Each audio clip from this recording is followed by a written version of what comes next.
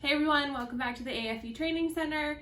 Today I have a male patient sitting in my chair, so we're going to kind of talk about the differences between treating a male and a female, kind of the questions that I ask my patients in terms of dosing and areas and things like that. So come on in closer to David's face and we're going to kind of take a look. Talking to him, what area bothers him the most are the forehead lines across his frontalis. So yeah, go ahead and raise your eyebrows for me. So you can see that muscle is very strong. He's very active. You can relax. And at rest, you do see a little bit of static wrinkling. And then go ahead and make your angry face.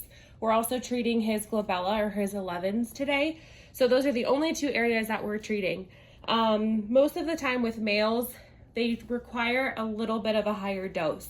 So males in general tend to have a higher muscle mass than females do, so they require a little bit more of a heavier dose when it comes to neurotoxin to really knock out those muscles and soften those wrinkles. So today, this is my second time treating David. We are going to up his dose a little bit from the last time that we treated him, just because he did get some result out of it, but it didn't last until the 12-week mark. So we want to up that dose so that he can get as close to the 12 weeks as possible.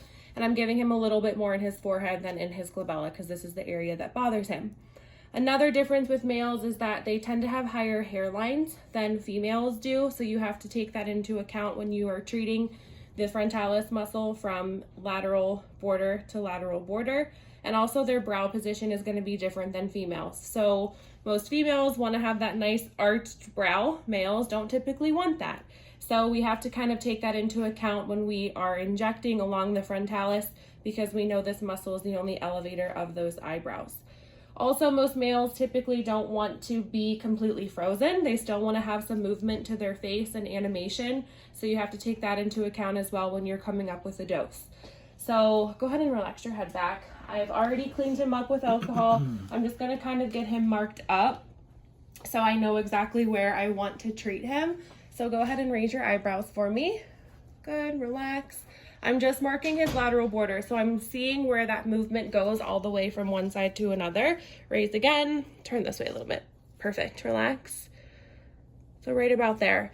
If you're ever kind of questioning where that is, you can have the patient bite down, feel their temporalis muscle, and then obviously that temporalis muscle is gonna tell you where the lateral border is. You can look straight ahead. So now I'm just gonna kind of start to dot up his forehead and treat where I'm seeing movement. You do wanna treat from a lateral border all the way over to the other one, just so that they don't get that spocking, which kind of like I just said, most males aren't really gonna appreciate it if you spock their eyebrow. They're not looking to have a nice raised brow. Go ahead and raise your eyebrows for me. Perfect. So that gives me some nice even coverage across his entire forehead. So that's probably where I'm going to be injecting. And then go ahead and make your angry face. So you can see he's also super strong in this area. I'm marking the tails of his corrugators so I know not to inject outside of those. And then I'm just going to kind of do my standard 5 injections. So 1 into the procerus and then both medial and lateral corrugators on each side. All right, you ready? Mm-hmm. Okay. So I'm going to go ahead, let's see, 2, 4, 6, 8, 10. We have about 12 dots. Perfect. Okay. So he has 12 dots on his forehead. I actually am giving him 12 units, so that ends up being perfect. So I'm just going to be pushing 1 unit per dot. Obviously, as we are injecting, we're not going directly through the marker. We're going right next to it, mostly because you can technically tattoo a patient if you do that, but just for sterility reasons, you want to try to be as clean as possible, so you don't want to go through a marker. Once we're done, I always give patients a good 2 weeks before I see them back and kind of talk to them about the dose I gave them, so that I know if I need to give them more or maybe next time up their dose. I tend to be more of a conservative injector. Turn towards me just a smidge. Perfect.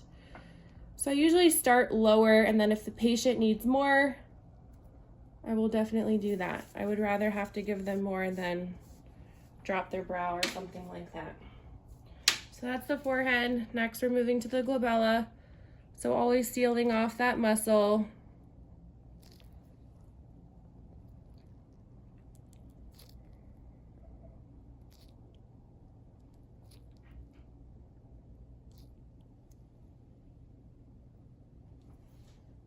Same thing over here. I'm actually only giving him 20 units in the glabella, which seems like not a lot for a male patient, but this area doesn't really tend to bother him that much, but we know that if we're treating the frontalis, we have to treat the glabella at least a little bit.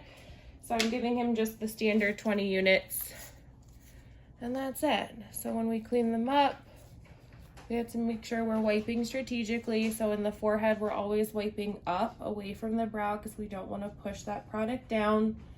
And then within the glabella, just kind of, again, up and away from the eyes.